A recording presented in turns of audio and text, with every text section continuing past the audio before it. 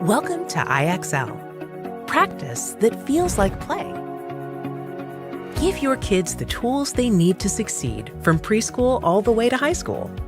IXL will help your child build confidence and mastery in math, language arts, science, social studies, and Spanish. It's learning kids actually want to do. How do we know? Millions of students already use IXL, from preschool through high school. Kids just like yours have solved billions of problems and counting. And all that practice really works.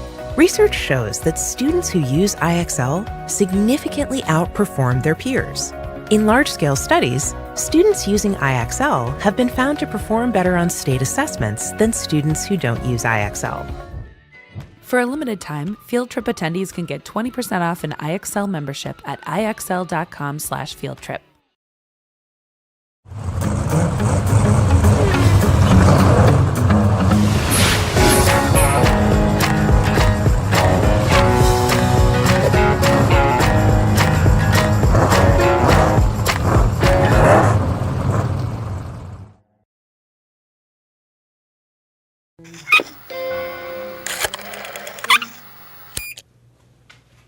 Okay, we're rolling. Can everyone hear me? If you can't hear me, raise your hand.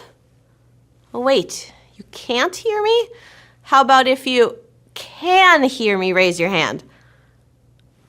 Awesome. Well, welcome to the Brains On Big Dig. I'm Molly Bloom, host of Brains On and Smash Boom Best, amateur knitter and cottage cheese enthusiast. Oh, and this is my favorite shovel, Ricky. Say hi, Ricky. Good one, Ricky. Wait, you can't hear Ricky? Raise your hand if you can't hear Ricky.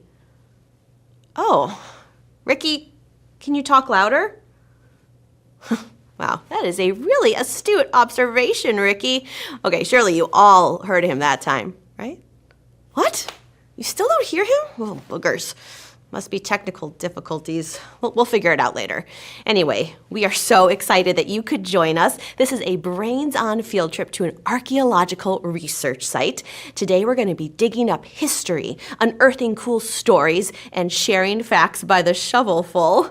Our pal Joy Dolo is going to tell us about a fantastic fossil finder. We've got a debate of prehistoric proportions, and oh boy, Marc put together the coolest presentation on how humans know how old things are. It's got lasers, holograms, fireworks, glitter cannons, smoke machines, shadow puppets, trained circus cats, and a chorus line of 47 dancing pickaxes. We really went all out on the setup for this one, right, Ricky? Oh, and speaking of Marc, there he is. Hey, Molly. Hey, Marc.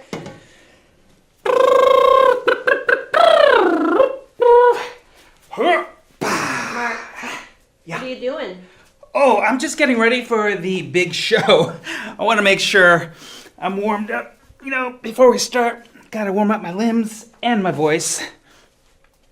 You only get one chance to make a first impression, Molly, and I want mine to be good.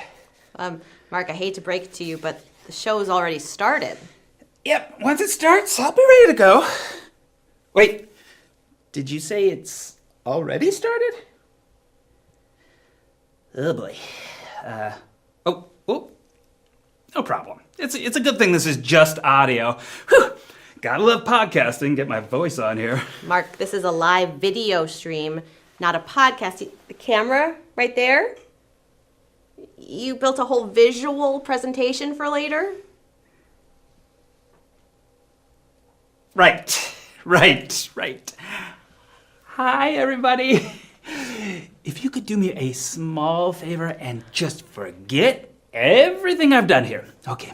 Bye! Yikes, how embarrassing. Am I right, Ricky? Totally. Okay, welcome to the Big Dig. We've got a couple quick things to go over. First, do you all have a printout of your field notes? We're going to use it throughout the day, so keep it handy. For starters, grab a pen or pencil and write your name, and for fun, your code name. Mine is Sparkle Pants. We're also going to show you some cool stuff and ask you some questions. You can always sound off in the chat. See the chat box? Also, at the very end of the field trip, we'll be doing some mystery sounds too, so please type your guesses into the chat as well. And last, and most importantly, under no circumstances and no matter how hungry you are, do not lick the history. The fossils and pottery pieces may look tasty, but they're not for licking. Got it? Okay, great. So today we're talking all about archaeology and paleontology and... What's that, Ricky? Oh, right. Some of you watching might not know what those words mean. Does everyone know the difference between archaeology and paleontology? Here, let me show you on my Big Dig screen. Okay, that's my clicker. Has anyone seen my clicker? And now, put your hands together for the one you're all here to see. The funniest, sunniest, number oneiest, Sanden! Yeah! Woo! Yeah! Hello, Sandman fans! Welcome to the Sanden Palooza live stream. We're gonna talk about only awesome things today, like dinosaurs, unicorns, cool skateboard tricks, lightning, and cake. Oh, and lightning cake? Yeah, I'm a genius. Somebody write that down. Lightning cake. It zaps down from the sky, it's glowing and creamy. Oh, it's gonna be a hit. Hi, Sanden. This is the Brains on Big Dig, not some sandstravaganza or whatever you think you're doing. I know, Molly. I was just messing around with this clicker I found. It's so fun.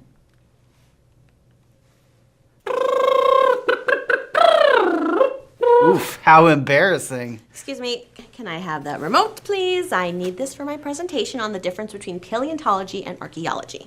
Okay, whatever. Oh, I almost forgot. This amazingly packaged letter arrived for you, Molly. It's so sparkly and well sealed. I wonder who it's from. What do you guys think? Only one way to find out. Let's open it. Okay, I love a letter opener. Interesting. Ooh, what is it? What is this? No idea. But you know, honestly, I've never seen a more gorgeous note in my life. I mean, look at that. Yeah, I mean, no offense, but I can see these faces anytime I want. Like, I could just say, oh no, Marc ate the last of the marshmallow pudding cups. He did. Oh wait, there's a whole other package of pudding cups in the back of the fridge. There is? Yeah. You know, I really do love marshmallow pudding cups. But I'm sure whichever incredibly stylish, clever person just sent you this, it wasn't just to admire these chiseled, gorgeous features. Wait, are you saying there's actually a hidden message here that we need to decode? I am. If only there was some sort of, I don't know, document or field notes guide that had instructions on how to decode such a handsome message. I don't know. Anyhow, good luck. Bye. What do you think? Should we use our field notes? All right, let's see here. Oh, there's a section at the bottom that has the sand decoder. Everyone, take a look. First, let's find the angry Sanden picture. See next to Angry Sanden, there's a picture of a pea pod. Okay, so let's grab a pen or pencil and write this down. I'm gonna write down P, P-E-A. All right, now let's find the happy Sanden. Oh, I see it. Looks like it's next to someone pulling on a rope. Let's write that down too. I'm gonna write pull, P-U-L-L. So far we have P, pull, P, pull. Well, maybe the super secret sender wants us to do some gardening. I gotta say, we don't really have time to garden now because we're in the middle of a field trip. Anyway, what were we talking about before I got interrupted? Oh, what's that, Ricky? Oh, yes, we were about to learn the difference between paleontology and archaeology. They both involve studying very old stuff from the past. They both also usually involve a lot of digging, right, Ricky? But archaeologists and paleontologists study different things. Paleontology is the study of ancient life, like plants and animals, and archaeology is the study of humans and our ancestors. So basically, archaeology for humans, paleontology for other life. Got it? Yes, yeah, I was just getting to that. Okay, everyone, now comes the part where we test you. Get ready to play an exciting new Brains on Big Dig game show. It's called Archaeology or Paleontology. Here comes your first item. So what do you think? Archaeology or paleontology? Type an A or a P in the chat. Okay, ready for the answer? People made this, so it's archaeology. This crusty lump used to be an elegant metal box full of gears and dials called the Antikythera mechanism. It was found in a shipwreck off the coast of Greece, and it's over 2,000 years old. Before it got smushed and corroded underwater, it was a super early type of computer or calculator. Okay, ready for number 2? What's that, Ricky? Oh no, not that kind of number 2. I'll let you know if we need to do any poo shoveling. Thanks, buddy. Okay. Always so helpful. Okay, here's the next one. So is this one archaeology or paleontology? Again, answer A or P in the chat. And this one is paleontology. It's the skeleton of a huge extinct species of deer called Megaloceros. They're also sometimes called Irish elk. Their antlers were huge. They could get up to 12 feet in length. You could fit a whole Volkswagen Beetle between those bad boys. Okay, next up, here's number 3. Go ahead and type in your answer, A or P. Wow, so many answers. Great job. Okay, this one is definitely archaeology. It's a coprolite, which is a fancy word for fossilized poop. In this case, it's human poop found in Spain. Maybe this one should have been number 2. Now, some of you might be thinking, what can we learn from really, really old poop? It turns out we can learn tons of stuff, like what people ate, what kinds of bacteria they had in their guts, and even whether they were healthy or sick. Okay, one more. Here we go. Let's see those A's and P's in the chat. What are you thinking? All right, here's the reveal. It's paleontology. These are dino footprints. They are more than 100 million years old, and they were found by paleontologists in Texas. There aren't any matching dinosaur bones nearby that tell us exactly who was stomping through the mud that long ago, but scientists can use the size and depth of the prints to figure out roughly how big and heavy the dino might have been. And that concludes today's episode of Archaeology or Paleontology. Thanks for playing, everyone. Great job. You nailed it, most of you. I gotta say, Ricky, you were surprisingly bad at this for a shovel. True, in your defense, your PhD was in ethnomusicology. Anyway, this dig is going so well. Absolutely no problems here. Molly, we have a problem. I knew it. I jinxed it. What's wrong, Marc?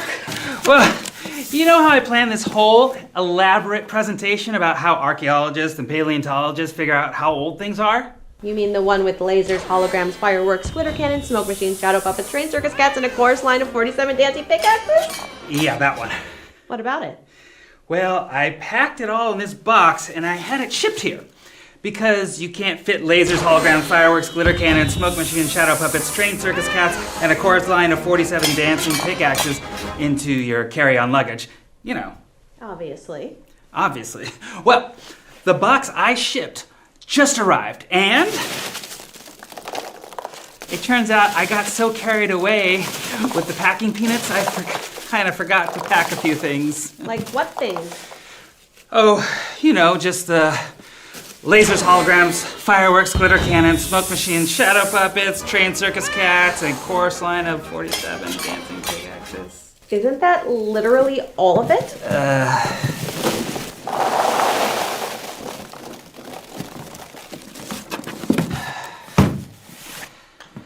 Yeah. But don't worry, I have a plan. Oh, it's good he has a plan. His plans always work so very well. Molly, I picked up a few things at the gas station around the corner, and I think I can still do my presentation with just a few tweaks. Okay, that's good news. Yeah, I've got it all here. Ready? Ready. I believe in you. All right, let me get my notes. Next up, at our dig, we're gonna answer this question. My name is Jonathan. And my name is Emerson from Oak Park, Illinois. And our question is, how do paleontologists know how old dinosaur bones are? Wow, great question. There are a few key ways scientists figure out how old something is. One way is to measure how far underground it is. The deeper it is in the ground, the older it probably is. To show how this works, watch as 47 dancing pickaxes. No, we're not doing that part. No. But wait, I got this. Okay, imagine this cake is the Earth. That cake is the Earth. Now, for example, when a dinosaur died millions of years ago,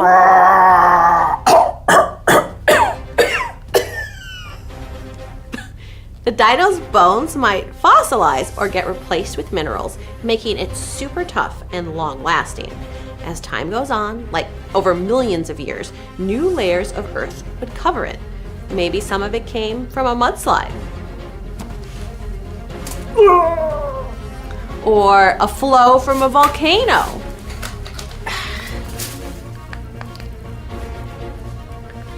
Or dust and dirt blown around from a nearby desert.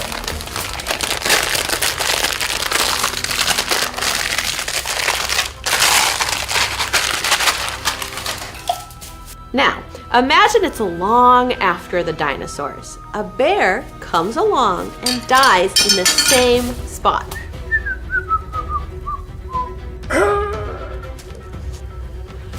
It too would fossilize and eventually get covered up, maybe by another landslide.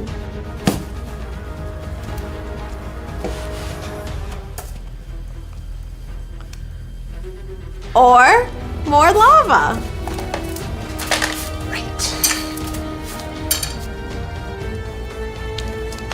Or maybe rocks from a crumbling mountain cover it.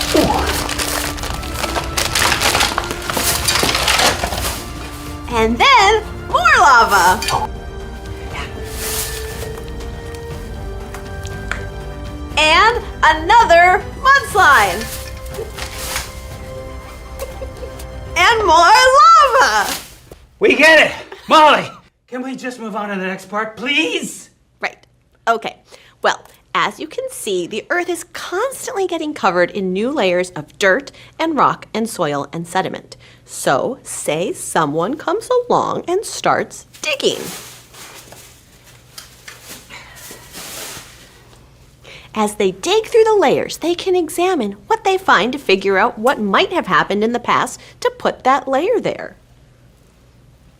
Like, they can tell the dirt is from a mudslide or a volcano. When they reach the bear fossil, they know it must have died sometime before the mudslide and the volcano. If they keep digging and find the dinosaur fossil, they know the dinosaur must have existed before the bear because it's deeper down. This is called relative dating, where you know one thing is older relative to another thing. Marc! We did it! Marc did a great job, right? Let's give him some applause! You managed to make the whole presentation just using what you bought at the gas station. I do miss the circus cats, though. Oh, me too. But this was much more delicious. Who knew Griggs were so tasty? This gives me an idea. Whoa, whoa, whoa. Everyone, say it out loud with me. No licking the history. Fine. Probably doesn't taste like cake anyway, in real life. Now, if you'll excuse me, I need to go clean up a little bit. Bye! Bye, Marc. Okay, next up, let's... Oh, wow, the debate is happening. I can't go looking like this, though. Time to turn into Smash Boom, Molly Bloom. Follow me. From the brains behind Brains On, it's Smash Boom Best. Hi, I'm Molly Bloom, and this is Smash Boom Best, the show where we take two things, smash them together, and ask you to decide which one is best. Today, we're gonna boogie back in time to chill with two extinct but exciting animals, a seriously sizable shark, and a massive mammal. It's megalodons versus giant sloths. For Team Megalodons, we have actor, improviser, and voice artist Billy Soko. Megalodon! Don, don, don. And for giant sloths, it's Brains On producer Anna Wiggle. Slow down and enjoy the sloth shine. And here to judge it all is you. We've got a score sheet for each round on your field notes printout. I'll tell you when to award a point, and at the end you can add them up to see who won. Then we'll let you vote on screen, and we'll tell you who got the most votes at the end of the show. Got it, everybody? Awesome. Okay, today we're going to have 3 rounds. First, Billy and Anna will deliver their declarations of greatness. These are short speeches about how awesome their side is. Plus, they'll both get 30 seconds to argue against the other side in their rebuttals. Round 2 will be the sneak attack, where each debater will have to respond to a surprise challenge on the spot. And to wrap it all up, the final round where each side will have just 6 words to finish their arguments. I'll tell you when to award the points. Cool? Cool. All right, Anna and Billy, are you ready to get this smash boom bop started? Oh, I'm excited. Yes, let's get it. Megalodon on. Then it's time for the... Declaration of Greatness. Billy, you're up first. Give us your special shark spiel for megalodons. You've got 2 minutes on the clock, and your time starts now. You know, they say there's plenty of fish in the sea, but it is very hard to argue, and probably not arguable, that the queen of the sea has always been the megalodon.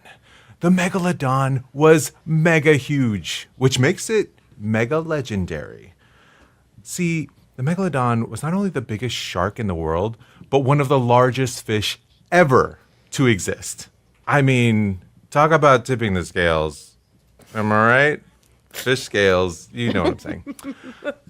The megalodon measured somewhere around 50 to 60 feet long. That's about as long as a semi-truck trailer. And also, the megalodon was super strong. You know, studies suggest the megalodon might have been one of the most powerful apex predators to ever exist on the planet Earth.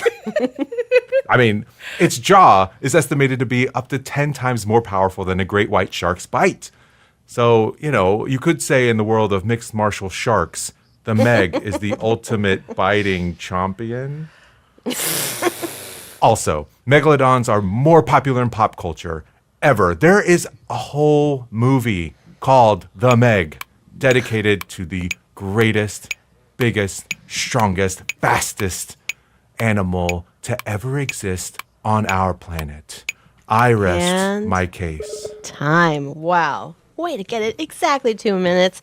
We're going to need a bigger boat for all those facts. Anna, it's time for your rebuttal. You've got 30 seconds. Let's hear why the megalodon is a fishy fright. Let me ask you this. Who would you rather go to lunch with? A nice, large, cuddly salad eater? Or a terrifying apex predator who would gladly eat your entire family for lunch, okay? The megalodon had really weird teeth. They weren't nice. And it would be like really hard to have a conversation with someone that has such crazy teeth that are designed to murder you and your family. The megalodon was mean and scary and rude, and he wanted to hurt everyone. Giant sloths, they had no beef with anyone. They just wanted to eat their plants, live a nice life. Such suspense. Want to hear more? I had more. Oh, well, lucky for us. Slander. Slander.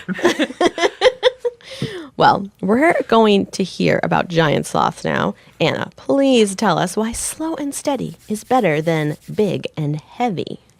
Your time starts now. Sloths are one of the most majestic and intimidating animals in history. So they're named Megatherium, which in Greek means great beast. That's like if my name were Omorphi Hineka, which in Greek means beautiful woman. It's like a perfect way to describe me.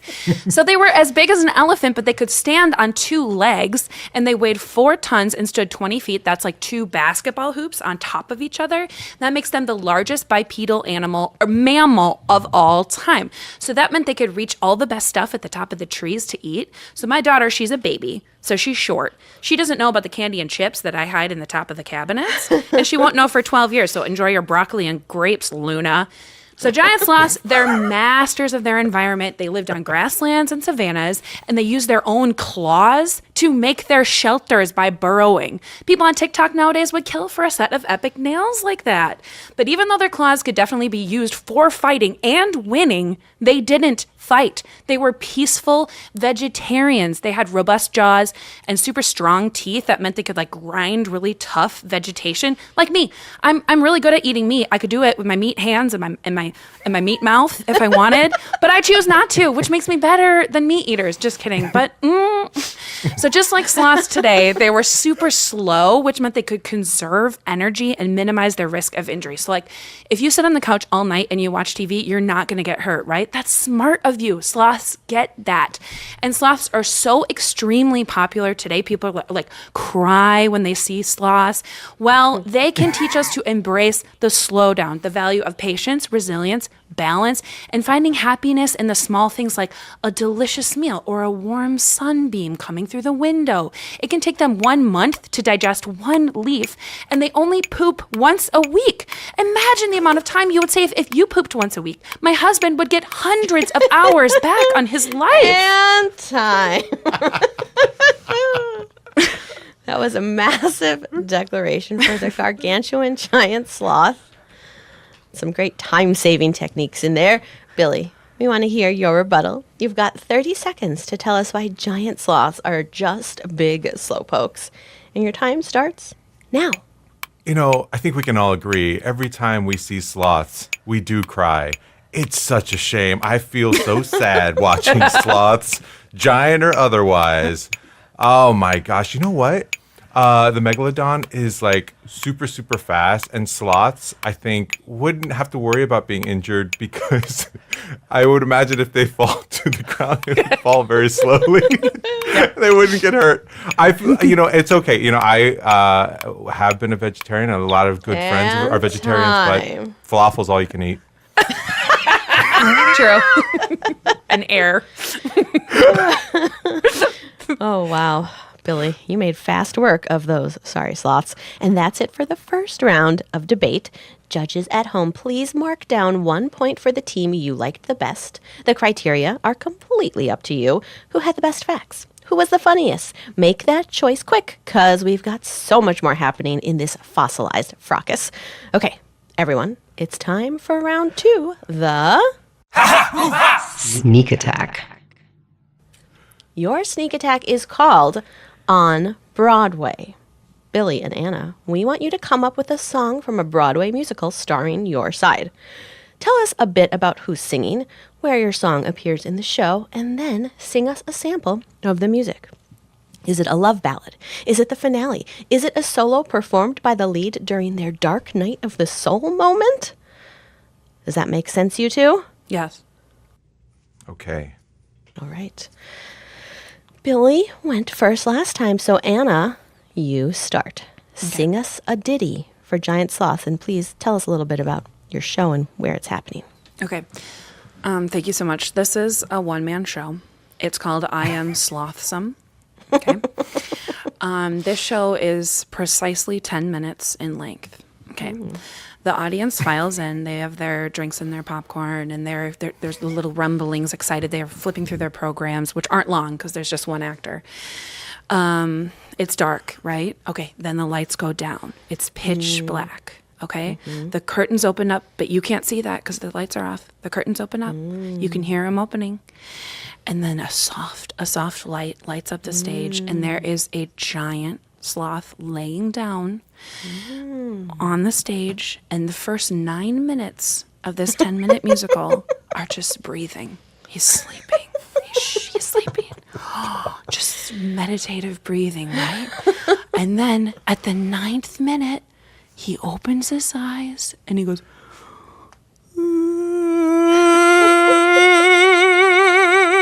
and it's one sustained note.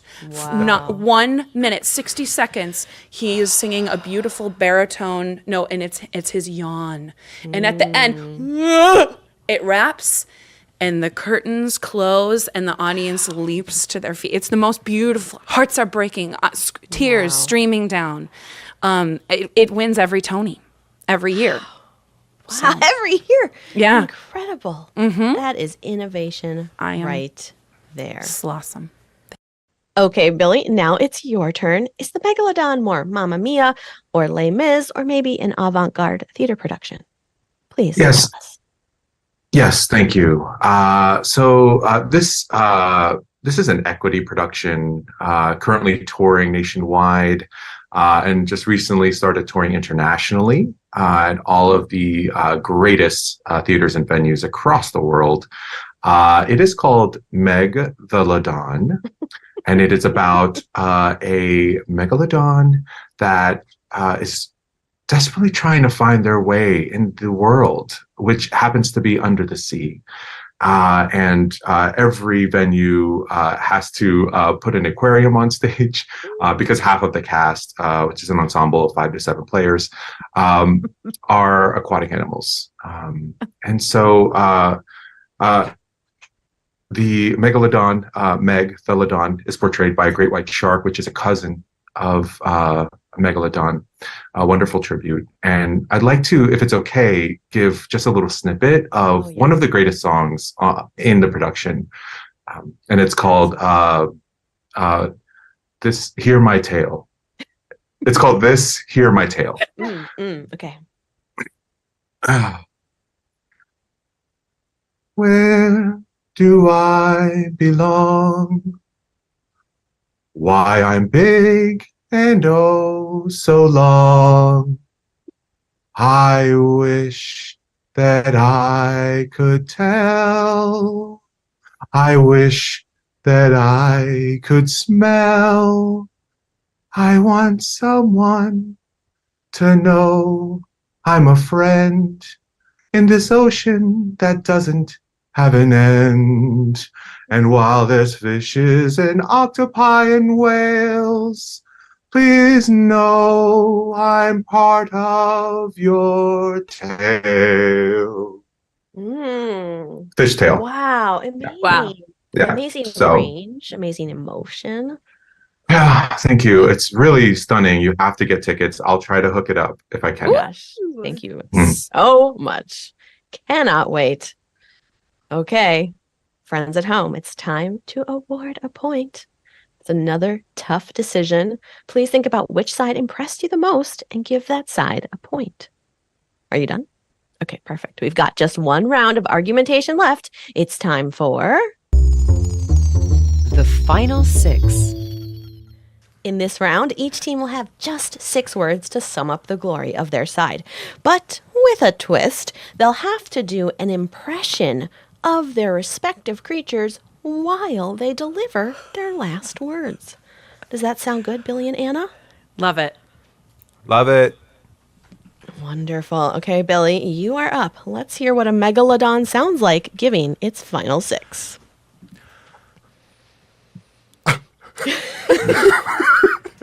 I want to give it the respect it deserves. Yeah. Yeah. This is Absolutely. the best, one of the best creatures that ever roamed the earth. It is the best. One of the best. Well, Yeah, it's up there.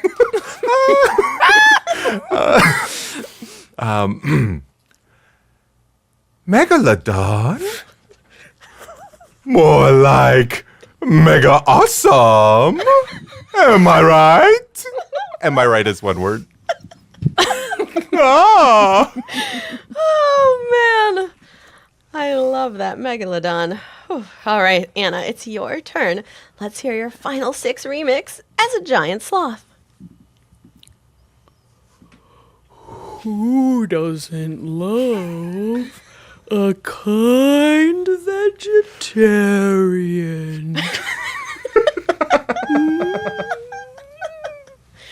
Wow. 2 incredible performances there. Friends at home, it's time to award the final point. You can use whatever criteria you like. Did one side have more persuasive 6 words or a better impression? It's up to you to decide. All right, have you marked down your point? Excellent. Now it's time to tally up the points and see which side came out on top. When you're ready, cast your vote in the poll on the screen. Give you a little time. And remember, that poll is going to disappear in 60 seconds, so please vote quickly. Which wondrous animal won you over, megalodon or giant sloth? Crown the creature you liked best. And remember, we're not going to tell you who got the most votes until the end of the show. We'll find out who the winner is in just a bit. Great work, Billy and Anna. Now I got to get back to the big dig. Meet y'all in the tent. That was so fun. Hey, Ricky. Surely you can all hear Ricky now, right? No? Ugh, maybe it's the frequency of his voice getting canceled out by the electromagnetic static from the equipment near the receiver end of the microphone. What do you know? You're just a shovel. Anyway, we'll figure it out later. Now, we've been talking a lot about archaeology and paleontology, but these are just a few of the different ologies out there. We add ology to a word to mean the study of that thing. For example, bio is a word that means life, so that means biology is the study of living things. Geo is a word that means earth, so geology is the study of rocks and layers of the earth. Does that make sense? Great. Now let's play an ology matching game. Take out your big dig field notes and find the oh geez, it's ologies box. We're going to set a timer for 30 seconds, and all you have to do is try and match up the ology with what topic it studies. So if you saw zoology, you'd match it with the study of animals. While you're at work, Ricky and I have some jokes for you. Got it? Okay. Ready? And go. Who's there? Stegosaurus who? Good one, Ricky. Okay, my turn. Knock, knock. Waddle. What'll I do with all these fossils I found? Okay, Ricky, get a hold of yourself. It wasn't that funny. Okay. Time's up. Let's see how we did. I have the answers in my pocket. Let's see. Here are the correct matches. Cosmology is the study of the universe. Mycology is mushrooms. Testudinology is turtles and tortoises. Volcanology is volcanoes. Hypnology is sleep. Good work, everyone. That was not easy. Speaking of random segues, I'm making one. Hi, Molly. It's me, Sanden, and I'm back again with another beautifully prepared letter for you. Wow, even nicer than the last. This is so strange. Who keeps sending these? I know, right? They must be a professional artist or something. I mean, this is just gorgeous. Open it up. Okay, here we go. Wow, 2 more Sanden faces. So handsome. Whatever could it mean? Whatever indeed, Molly. All I know is this is a really cool puzzle. I'm sure some dashing and handsome, brown-haired, well-dressed person will reveal it all soon enough. That's a pretty specific description, Sanden. Anyway, let's pull out our decoders at the bottom of our field notes, okay? Hold on. Next to the surprise Sanden, looks like there's half a cake and half a shirt. So let's add the word half to our list. And then next to scared Sanden, it's the infinity symbol. I'm gonna call that always, okay? So let's write always. So we've written in P, pull, half, and always. Look everyone, it's Forever Ago host Joy Dolo calling. Hey Joy Dolo, host of Forever Ago and world-renowned doodler. Molly, Sanden, grab Marc and come to my tent. I want to tell y'all about the coolest adventure I had. Okay, we'll be right over. Let's find Marc and head to Joy's tent. Let's go.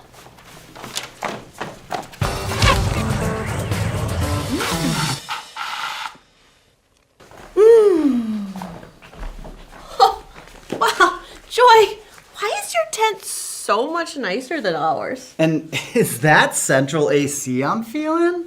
Is that a chocolate fondue fountain over there?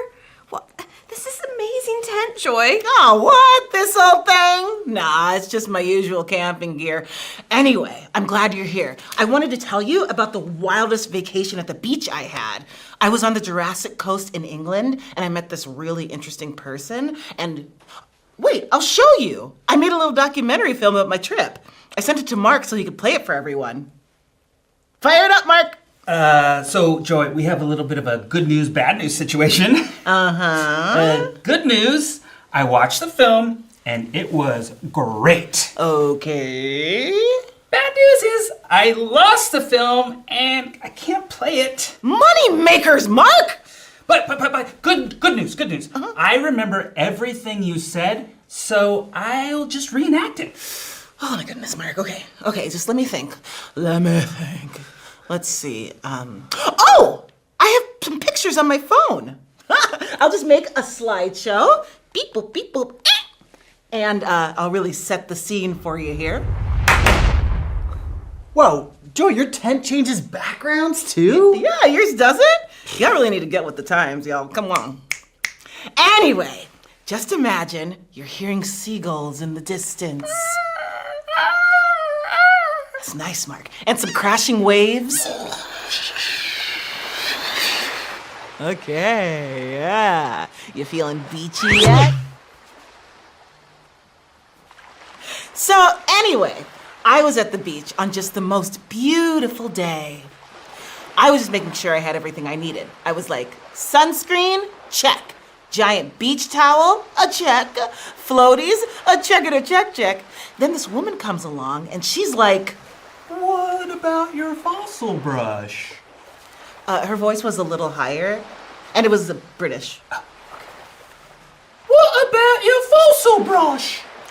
I thought, oh no, I forgot my fossil brush. I can't believe I forgot my fossil brush. And then I thought, wait, why would I need a fossil brush for a day at the beach? And then she said, Well, you could have gone to any beach in the world. and I said, that's true. And she said, But you chose to come to this beach on the Jurassic coast of England. And we're famous for fossils. Hello, I'm Mary Anning, and you can borrow one of my fossil brushes. so I said, why, thank you. It's nice to meet you, Mary. I'm Joy. Are you from around here? I am.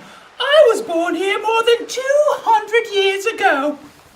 200 years ago? Wow, that was a long time ago. Yeah, like before everyone had electric lights or phones and you wrote letters by candlelight instead of sending texts. They didn't even have cars back then. She lived way long ago. That's what I said. But then Mary said, Well, time is relative. 200 years wouldn't seem like much to a plesiosaur who started to swim in the sea 200 million years ago. Fair point. the Jurassic coast is famous for those really steep cliffs that you see, and these cliffs were formed during the Jurassic period, way back when dinosaurs roamed the earth. But the cliffs are always eroding, and as they crumble into the sea, they expose fossils from thousands and thousands of years ago. to which I said, "Whoa, dinosaur fossils?" Oh yeah! I found all sorts of fossils here. Mostly little ones. When I was younger, I called the little ones Curies, short for curiosities. What do these curies look like? Maybe we should keep an eye out for them on our dig. I have some pictures. I'll show you. Oh, that's not right. Oh, that's not right either. Here we go. This is an ammonite. Mary told me people used to call them snake stones because they look kind of like a tightly coiled snake. But back when these creatures were alive, they weren't snakes. They were mollusks that lived in shells.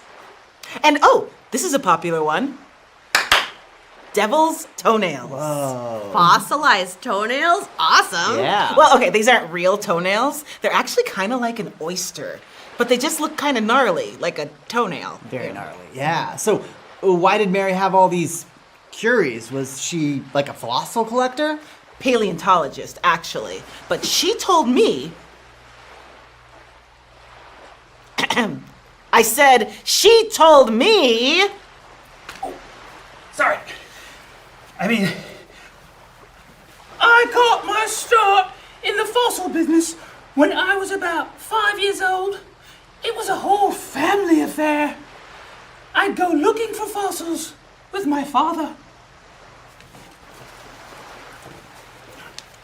That's me, Mary's father.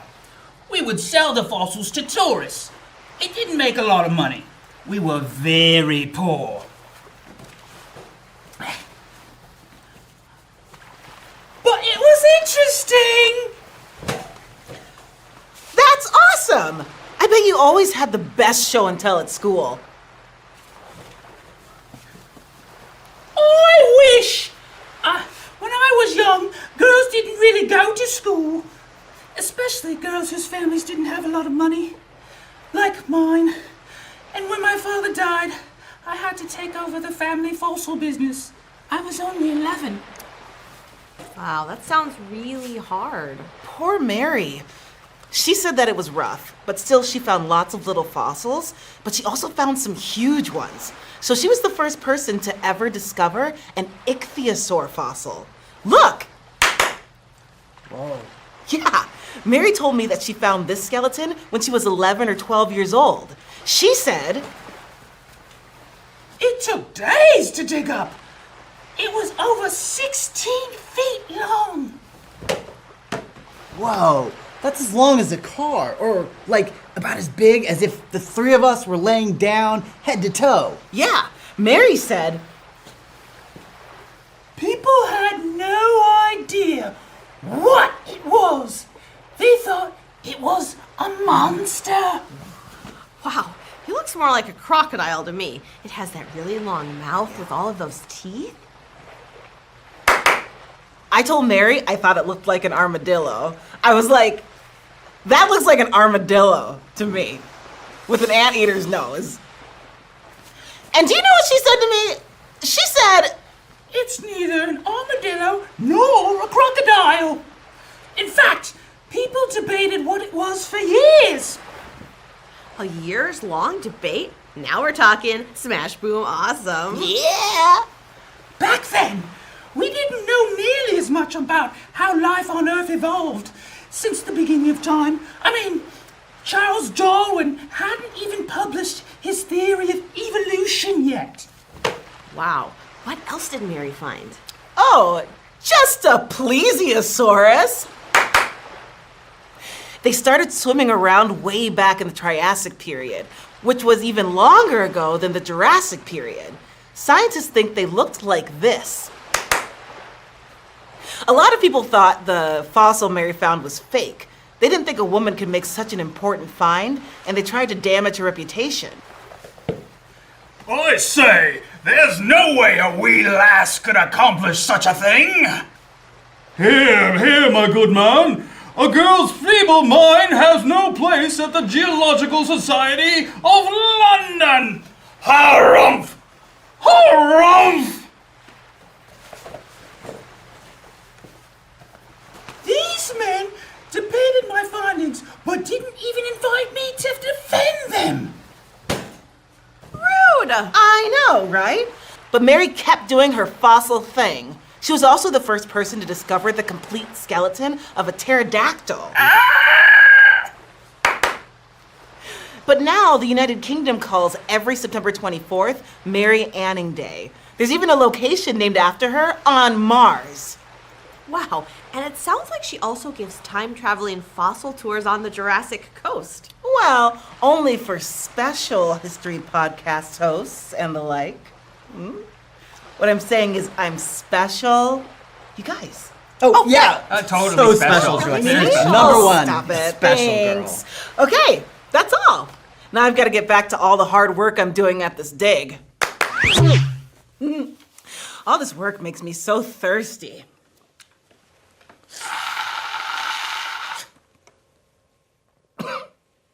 You can go now. Okay, thanks, Troy. Let's go back to my tent. All right. Bye. Bye. Bye. Bye. I love your bonnet. Thanks.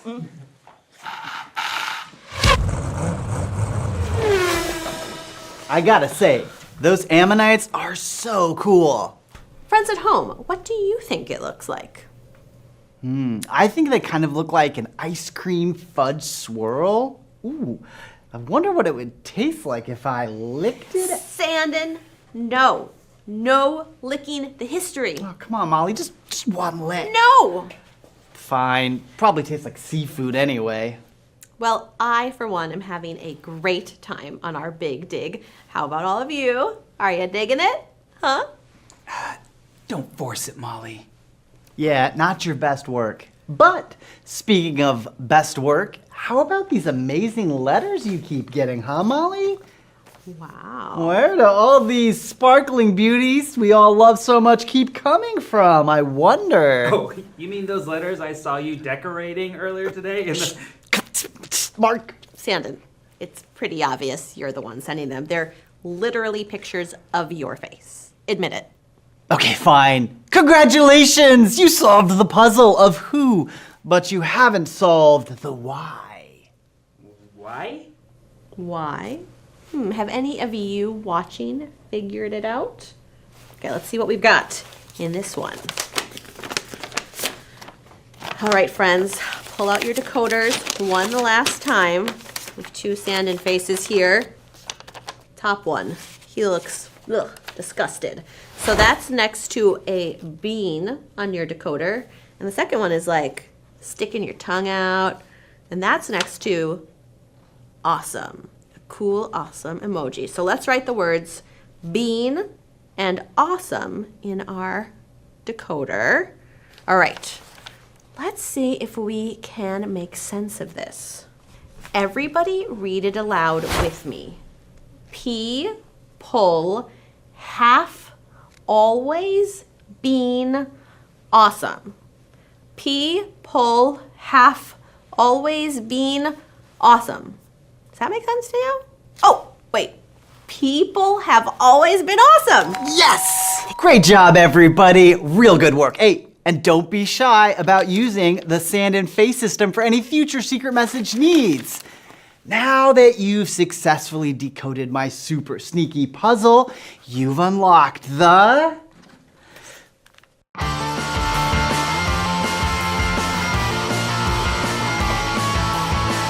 Sanden's timeline of human awesomeness!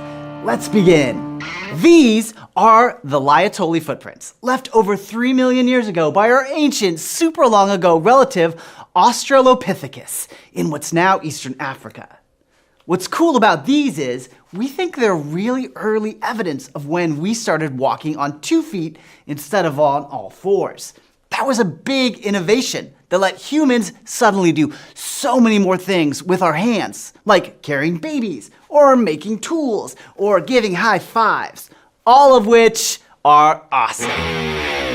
Next up, we have a skull of an adult male Neanderthal, an extinct type of human that lived in Western Asia and parts of Europe. This skull is from about 60,000 years ago.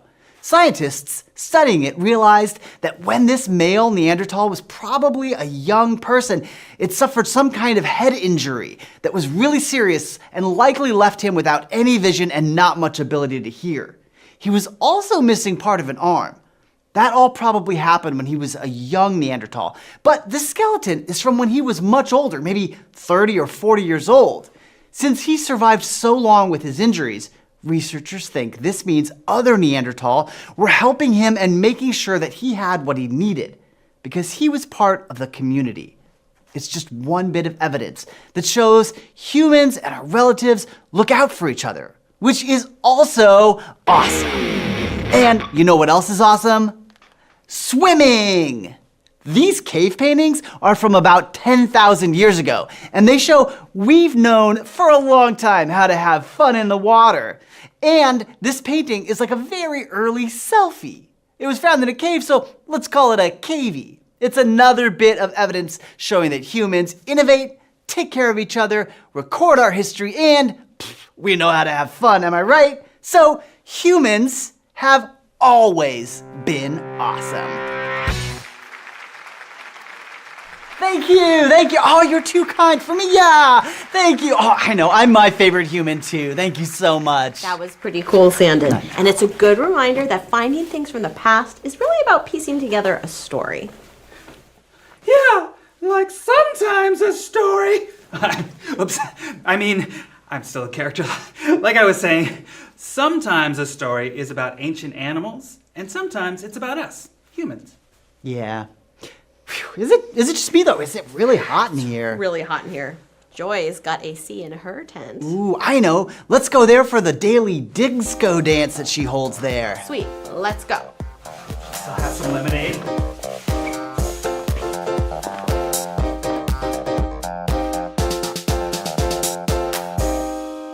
Hello? Hello? Can anyone hear me? Oh, you can! Finally! What a terrible time I've had trying to be heard. Ooh, boy. Anyway, before you go, I just wanted to say thanks. I may just be a shovel with a PhD in ethnomusicology, but even I know how amazing it is you all showed up for this big dig. Our sincerest thanks and gratitude, and we hope you learned some cool facts. Now, if you'll excuse me, I've got some historic artifacts to dig up with my face. Because when your face is a shovel, you do get to lick the history.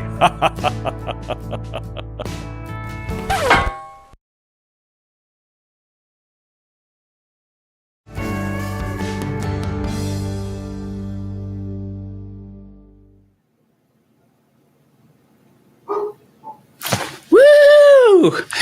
We are live now after the big dig. I'm Marc Sanchez. Hello, everybody. How are you doing? Sorry, Joy, Sanden, and Molly, they are still off at the Digsco. A fun way to say disco and digging. They're at the Digsco party, but I'm the lucky one who gets to come here and hang out with you all. So let's do this. I still do want to dance a little, but maybe later. Thank you so much for being here. Thanks for coming to and watching the Big Dig with us. It's so cool. First, I want to also thank our sponsor, our presenting sponsor for the field trip, IXL. And for a limited time, field trip attendees can get 20% off an IXL membership at ixl.com/fieldtrip. All right. Who is ready to find out who won the Smash Boom Best debate? Is it the Megalodon or is it the giant sloth? I don't know, but we're about to find out. And the winner is Giant Sloth! Woo! With 62% of the vote. That's right. Oh, 63% of the vote. Excuse me. We had a one sneak in there at the end of the poll. Good job, Anna. Nice job, Billy. I loved them both. I would go see both of those musicals, maybe even over Hamilton. Maybe I'd see all three. I'd see all three in a long weekend for sure. Okay. Now, up next, it's time for the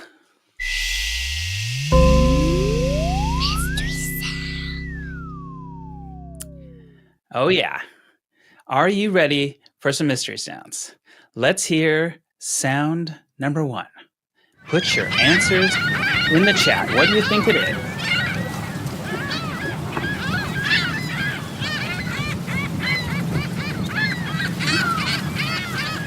Oh.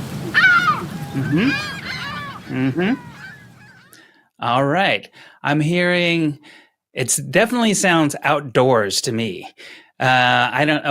Let's see in the chat. Lots of people saying seagulls. One person said, "Yeah." Lots of seagulls. Lots of seagulls. I definitely heard. Yep. Let's see the answer. Here we go. It is seagulls. Yes. This is where I learn how to call like a seagull. Let me see if I can do it again. I've been out of practice. I'll move away from the microphone a little bit. That might have been a pterodactyl. Not sure. Anyway, let's go to the next sound. Here we go.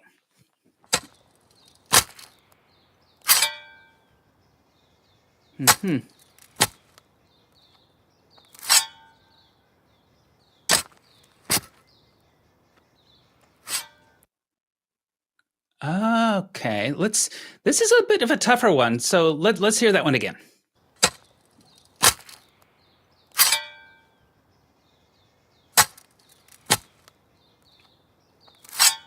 Okay, I'm seeing shovel, digging with a shovel, shoveling rocks, pickaxe. Yes, these are all things you can find on archaeology sites. Digging with a shovel, pickaxe, digging for fossils, seagulls. Who knows? Maybe a seagull with a shovel. It could happen, possibly. Digging with a shovel. All right, let's see the answer. Yes, it is a shovel. Probably, I don't know if that's Ricky. I believe that might, it would be hard for Ricky to see with that shovel, but it's probably a cousin of Ricky, maybe his cousin Mickey or something. I'm not sure. But great answers. You guys have such great listening skills. I'm impressed. Let's hear sound number 3. Oh boy, we're gonna have to hear that one a couple times. This is a tough one.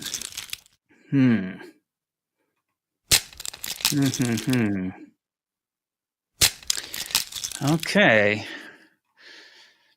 That is a tough one. Somebody said tin foil.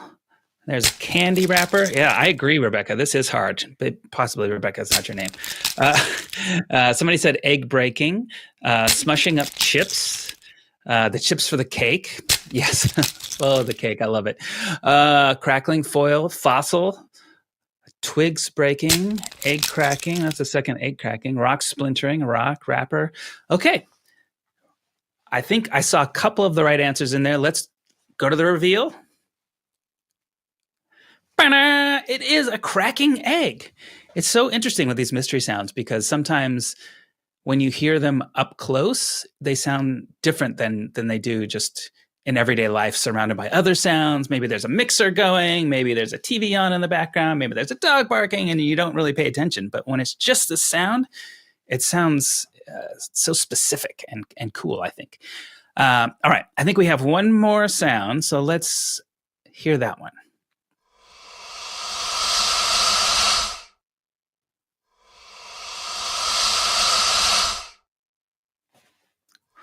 Oh boy.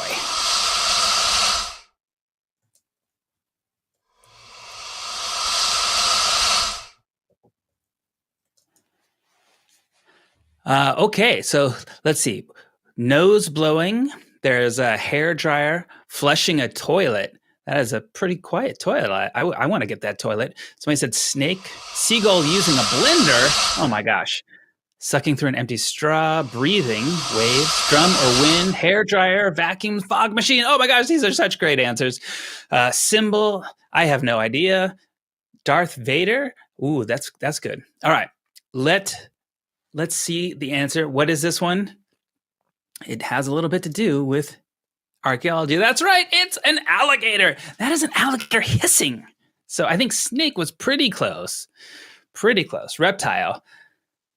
Whew. Poor. Those are. You guys have such inventive answers. I love it. I love it. I got Darth Vader vibes myself. It sounds like Darth Vader maybe when Darth Vader is breathing in. Okay.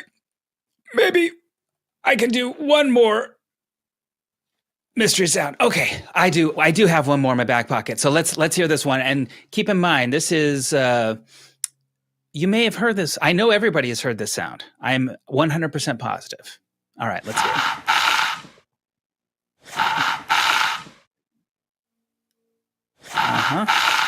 It is a quick one, but it does relate to what we all just experienced. Think about the sounds that were in the Big Dig field trip show. A drill, okay? Joy slurping lemonade, rocks, pencil sharpener. That does sound familiar. Drinking a milkshake in a straw, a juice box, a straw, air, sifting rocks. Oh, seagull slurping lemonade. I love that one.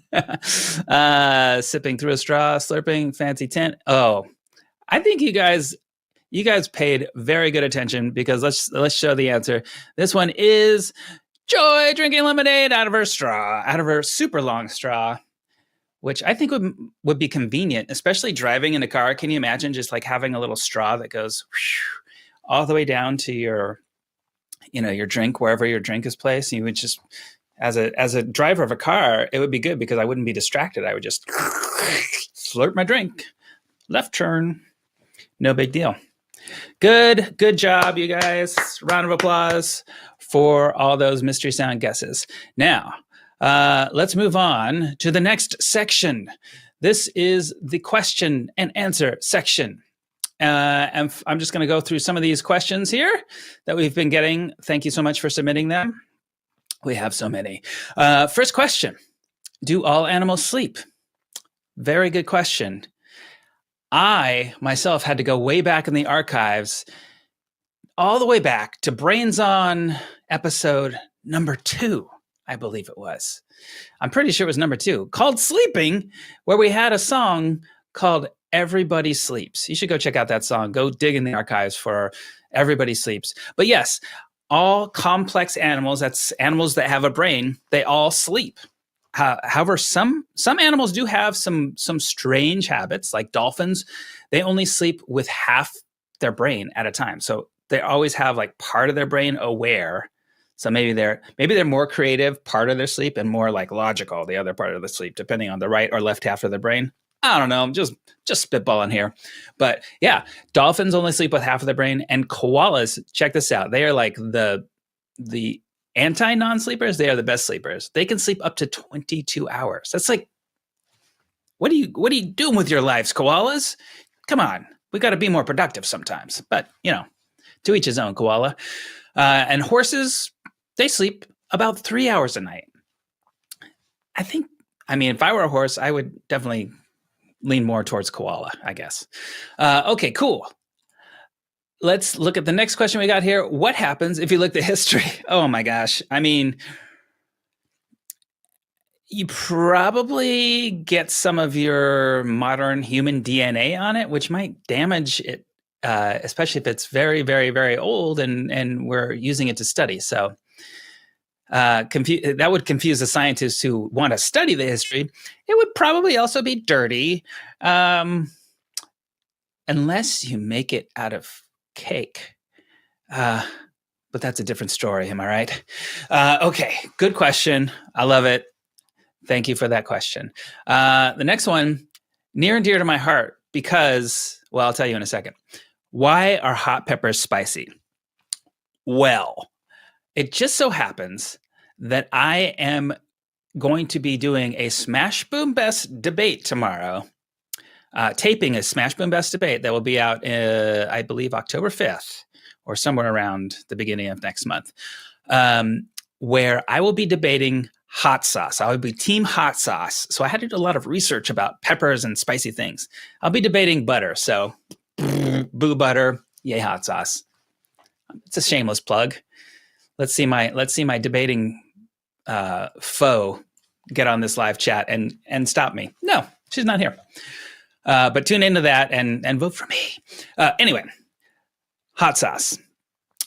One reason why they're so spicy is to stop mammals like us from eating them, because we digest the seeds into our stomach, which means they don't get passed on to, make other peppers. So it's like a pepper's natural way of survival.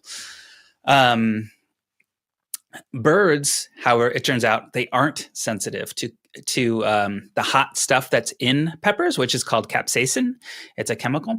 And so birds, no big deal. They just go eat the pepper and they fly somewhere else and poop it out. They poop out the seed, and that's how it gets, repopulated into the earth. So how cool is that? Plus, they use the bird poo as fertilizer.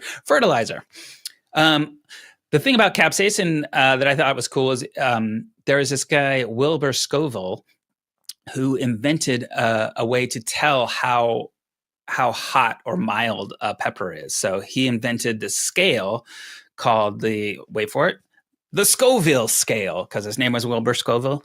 Anyway, it measures how much capsaicin peppers have in it.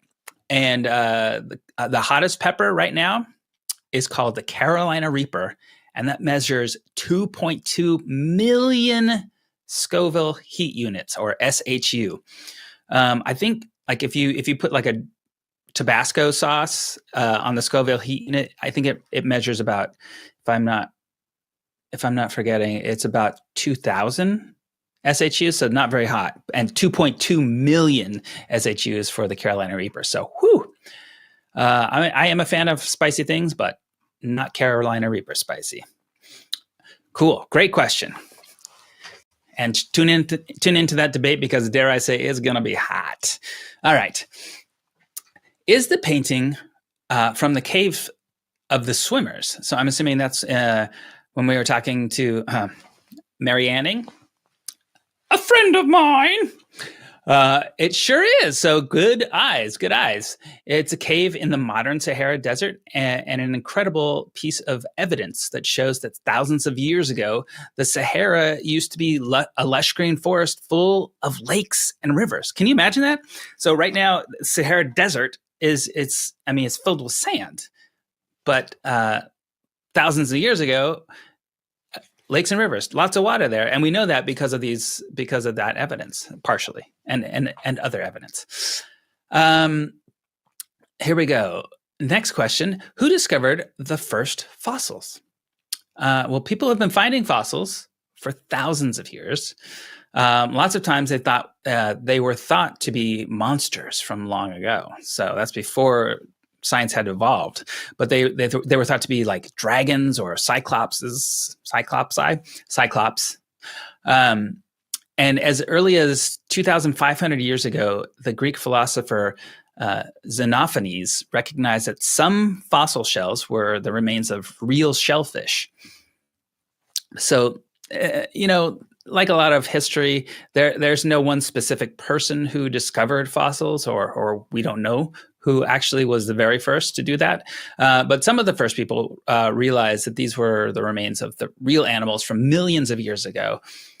They were scientists in the 1700s. So great question.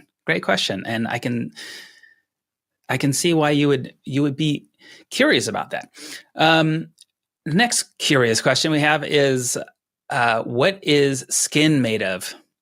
Well, let me see. Oh, skin, fun fact, body's largest organ. Skin is the body's largest organ. So think about your other organs. You got your heart, your lungs, your liver. Those are all, maybe the size of a fist if you're lucky. But the skin it's everything. It's your body's largest organ, made up of water, protein, fats, minerals. Your skin protects your body from germs, and it helps regulate your body temperature.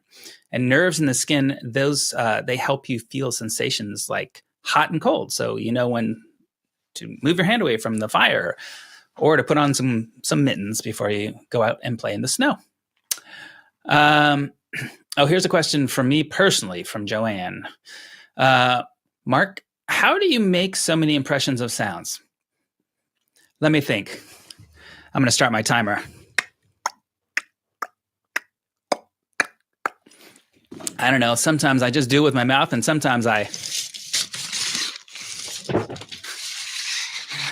grab things like this tape measure and make a sound. I have a whole drawer. So I don't do them all. Sometimes it's me. Sometimes it's things I find. I record a lot of just noises in general. The other day, I was trying to record bees that were buzzing along there's some cactus blossoms that were blooming outside.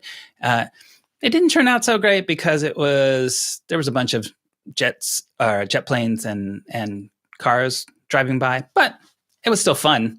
And I had my headphones on, and it sounded like bees were in my head, and I had to steady myself and tell myself, it's only in the microphone, it's not on you. But it was still fun. Next one. How are you so funny? Well, Georgia, that remains a mystery. I think I'm really dull and boring, but other people seem to think it's really funny. Are they laughing at me? Are they laughing with me? I don't even know. Georgia, I don't really care either. I'm just having fun. What is the oldest fossil on record? There's a preserved bread was found in what is today Jordan, and that's 14,000 years old. I would say I'm not going to make a sandwich with that bread. Call me crazy. Earlier than that, though, we can find evidence of some of what people ate, like bones left over from the animals they hunted. And archaeologists even find tiny bits of plants stuck in the teeth of Neanderthal skulls. So that question was, what is the oldest record of fossil of food? So that's why I was talking about bread and plants and teeth. But yes, 14,000-year-old piece of bread. I'll pass on eating it, but I will say yes to studying it. How does the shovel talk? Well, it's a funny thing about this business of pod that I find myself in. Podcasting, because we can do cool things like that. We can animate things that are inanimate, like shovels, and put googly eyes on them. And now that we're showing you this on a video, you can see Ricky, somebody we named Ricky, and then we can give old Ricky a fun voice. Fun fact: the voice of Ricky is the husband of Anna Wagle, who won Smash Boom Best today. His name is Brant, and he plays our pal Ricky. Good job, Brant. Hello, Ricky. Maybe we can get some plushies made of Ricky shovels, and we can have Ricky plushies to help us sleep at night. Let's see. What is your favorite ancient animal? Well, I'm just going to go with the crowd today and say giant sloth. I mean, it's a pretty cool ancient animal. Also, sloths these days can take, I'm not sure if this is the same with giant sloths, but sloths nowadays take a week. They only poop once a week. So they mostly are up in a tree, and then they climb down very, very slowly. And then they poop. And then they climb back up the tree. But I wonder if that was the same for giant sloths and their giant, what I can only assume is giant poop. So let's see. Next question. Why do chicks look different than chickens? Well, that, my friend, is because they're babies and they need to grow. And plus, if they weren't babies, they'd be called chickens. Never mind. Bad joke. Whoever asked why I was funny, there's your answer. Just like human babies look different from adult humans, baby chicks need to. They look different from chickens when they are first born. So, but they are super cute. Am I right? Baby chicks, very, very adorable. So are baby humans. Here's a good question. Marc, how tall is Gungador? Well, it's a funny thing about Gungador. He's my neighbor, actually. And sometimes, like, it depends on his mood, actually. He, like, if he's feeling, like, really full of confidence, I'm going to guess, like, 7'3". I don't know. I'm only 5'9", so, like, anything above 6 feet is just kind of, like, could be 7'3", could be 15'1". I don't know. But then sometimes, Gungador can be shy. And on those days, I kind of like almost am looking him in the eye, and sometimes a little bit lower sometimes. So, I mean, the good thing about Gungador's size is that I can always tell how he's feeling and sort of judge how I'm going to interact with Gungador based on that. So, great question though. Great question. Tyler in San Diego asks, how many fossils have been found? Wow. So many fossils. I mean, they're just one museum, the Smithsonian Museum of Natural History. They have a collection of, get this, they have a collection of more than 40 million fossils. That's just one museum. So, I mean, and they're being discovered all the time. I mean, land is eroding. Beaches are a great place, like Mary Anning, where she found her fossils, because the land is always kind of like changing. So it's always churning, and there's always different things coming to the surface. So, wow, so many fossils. Excuse me. Okay, so somebody wants to know how is matter made? Well, great question. According to most astrophysicists, all the matter found in the universe today, including the matter in people, plants, animals, Earth, stars, and galaxies, it was all created at the very first moment of time, the Big Bang. Thought to be about 13 billion years ago. So, that's where matter is thought to have come from. But the cool thing about science is the more it's always kind of like an evolving subject. So the more we can find out about 13 billion years ago, the more we can find out through archaeology and paleontology and chemistry and all the sciences. They will help us give us a clearer picture of, whether how true and how true that is. And the cool thing about science is that we can always revise it. So this is what we know to be true right now. But there's always research going on, and we can always update ourselves and get smarter. Somebody asks, do all animals smell with a nose? No, not all animals. Snakes, for example, they smell with their tongues, and a special part of the inside of their mouth called the Jacobson's organ. Very cool. So not every animal smells with their nose. You know who has a great nose for sniffing? Dogs. Their Jacobson's organ is ginormous. Dogs can smell a spoonful of sugar in a swimming pool. They could, like, if you put a spoonful of sugar and said, "Where is that thing?" they could sniff it out and find it in a swimming pool. Yay, dogs! I'll give a shout out to my dog right now. Her name's Ella. She's got a great nose. She doesn't quite know the difference between down and roll over, but I think that's kind of my fault because We've taught her to go down and lay down, and she did that. But then when I taught her to roll over, she's more interested in doing that because she gets a better treat. So now anytime she goes down, she rolls over so she can get a treat. But one day, Ella, you still got a great sniffer. What is your favorite podcast you make? Oh, gosh. I mean, I can't choose between my babies. So Brains On is the first podcast that Sanden, Molly, and I started making 10 years ago. Wow, 10 years ago. That's before some of you were even born.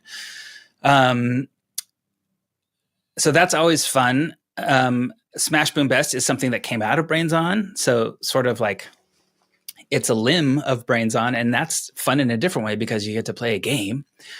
Forever Go is also a show that came out of Brains On because we got a lot of questions from you all about like what was the first thing or the first, like even today, what was the first fossil or where did this thing come from? So we decided to make a history show, and so we get to make that cool history show. And then Moment of is cool because also sort of born out of Brains On, and that's a cool show because we get to answer like any question in the world. You just throw whatever your curious little minds have to ask, and we'll try to track it down if we can. So I guess now that I've said that all those shows came from Brains On, I'll just say the Brains On universe. How long does it take for something to become a fossil? That is a very good question. And it depends on where. So depends on where in the world. It depends on like what the climate is, how much moisture is in the air, how dry it is, how well preserved different parts of the environment will preserve something. But it takes in general, it takes a very, very, very, very, very, very, very, very, very long time. We're talking millions of years. So that old chicken bone you threw out last week, you're not going to see its fossil for millions of years. Let's see. So we got any more questions? I think that is probably going to do it for our questions. It looks like. I'll do one more. It looks like two more questions. Okay, so do Brains On hosts live near each other or in different parts of the country? Well, we all started out in Minnesota. So we all started out living together in the same place. But since then, Molly is still in Minnesota. I am in California, in Claremont, California, and Sanden lives in Los Angeles, California. So Sanden and I live in the same state. But then we have a bunch of people on our team who live all over the place. We have 2 in Philadelphia, 1 in New York, some more other people that live in Minneapolis. We've got Pasadena, Louisville. Oh my gosh, everywhere, all over the country. So it's super fun, and we get to mix up our time zones all the time. And then the last question I'm going to do today is, how big are frogs' tongues? And it depends. Not totally satisfying, but it depends on the size of the frog. But definitely they are longer than their whole heads. So no matter what size the frog, the tongue longer than the head. Not true for me. Always good to end on sticking out your tongue. All right. I just want to wrap up with some